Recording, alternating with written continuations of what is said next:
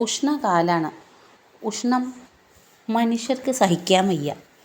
അപ്പോൾ നമ്മൾ കൂളറും എ സിയും ഫാനും ഒക്കെ ആശ്രയിക്കും. പക്ഷെ പാവം പക്ഷികളുടെ അവസ്ഥയോ?